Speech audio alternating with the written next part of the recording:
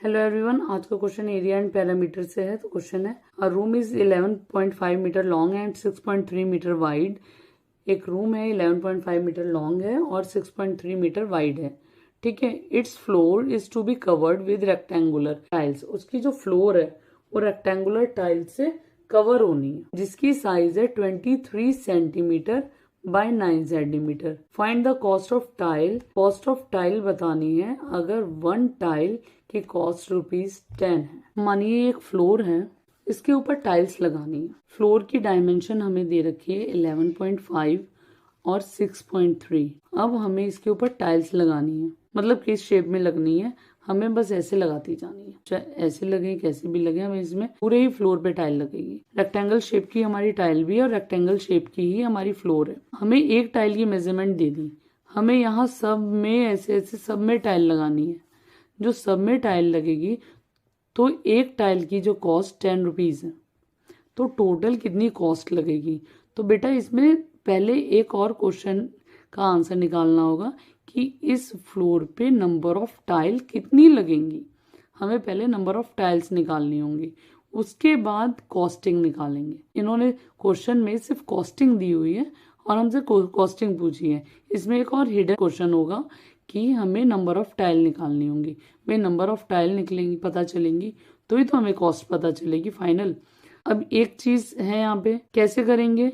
जब भी टाइल वाला क्वेश्चन आए, हमें कमरे की वॉल की जहां भी टाइल लगानी है उसकी मेजरमेंट दी हुई है फ्लोर की, और एक टाइल की मेजरमेंट दे रखी है। टाइल्स वाला क्वेश्चन कैसे होता है अब देखिए। Length of floor is equal to 11.5 metre, breadth of floor is equal to 6.3 metre. यहाँ पे एक चीज का जो आपको बहुत ज्यादा ध्यान रखना है वो है टाइल की यूनिट और रूम की यूनिट सेम होनी चाहिए, क्योंकि आगे जब हम कैलकुलेशन करेंगे तो दोनों की यूनिट सेम होनी चाहिए। रूम तो हमारा मीटर में है और टाइल हमारी सेंटीमीटर में है। अगर मैं इसको सेंटीमीटर में चेंज करती हूँ तो 100 से मल्टीप्लाई करूंगी। 100 से मल्टीप्लाई करने पे क्या होगा, देखिए 11520 होते हैं। शॉर्टकट बता रही हूँ, एक के बाद लगा हुआ है, एक के बाद पॉइंट लगा दीजिए, ये हो गया आपका सेंटीमीटर। ऐसे ही 6320, एक के बाद लगा हुआ है, यहाँ पॉइंट लगा दीजिए,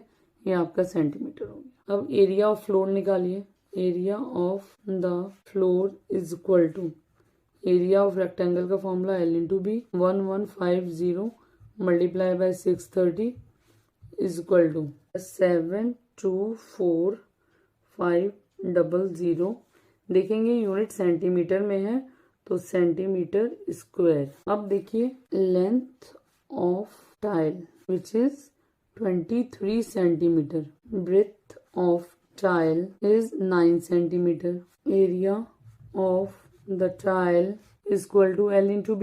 It is also in rectangle. 23 multiplied by 9, answer will come 207 centimetre square. यहाँ देखिए रूम का हमारे पास एरिया आ गया, हमारे पास टाइल का एरिया आ गया। अब हमें नंबर ऑफ टाइल्स निकालने हैं।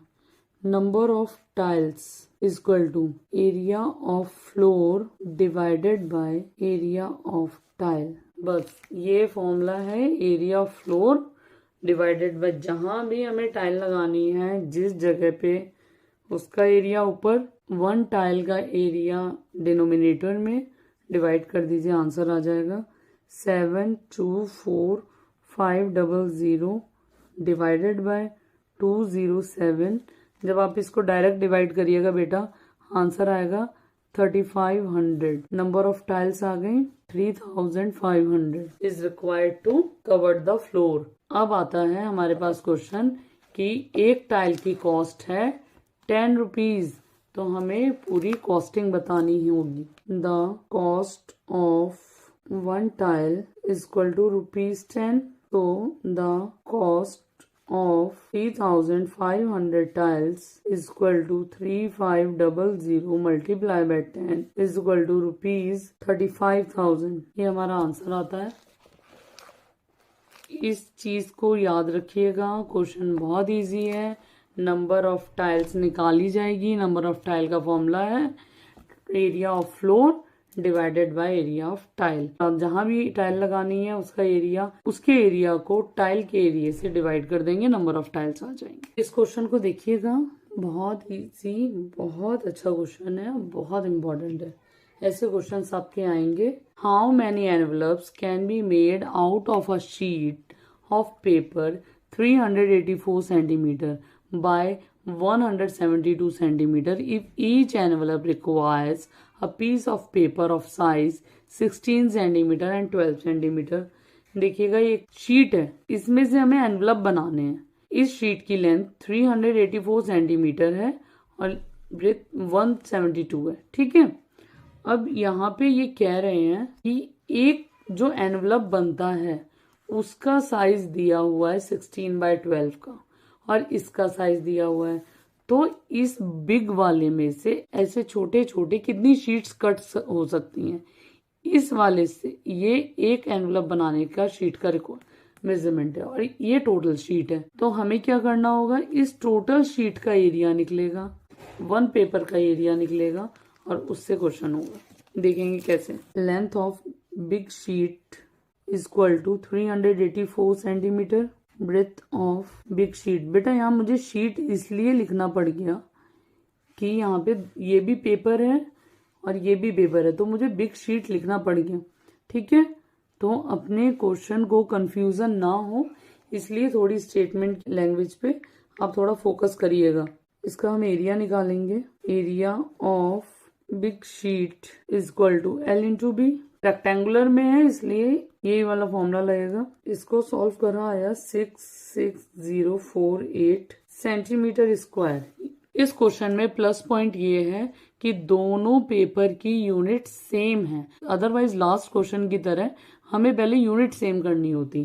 तो इसमें ये प्लस पॉइंट है हमारे लिए। हम सेंटीमीटर को सेंटीमीटर में ही रहने देंगे, हमारी कैलकुलेशन थोड़ी इजी हो जाएगी। अब यहाँ पे स्टेटमेंट है, if each envelope requires a piece of paper, ठीक है। अब यहाँ पे हम पीस ऑफ पेपर यूज करेंगे फॉर ईच एनवलप, ठीक है।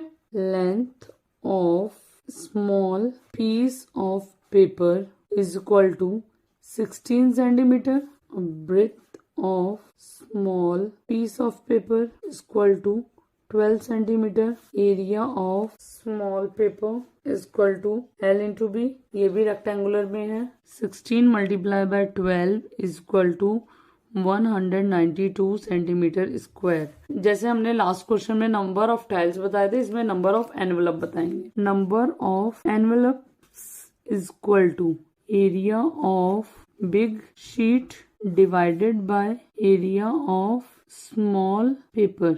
66048 divided by 192 and the answer will come 344। तो नंबर ऑफ एनवलप्स कितने हो गए? Number of envelopes equal to 344, ये आंसर है। आई होप आपको दोनों क्वेश्चन बहुत अच्छे से क्लियर हुए होंगे। Thanks for watching my videos.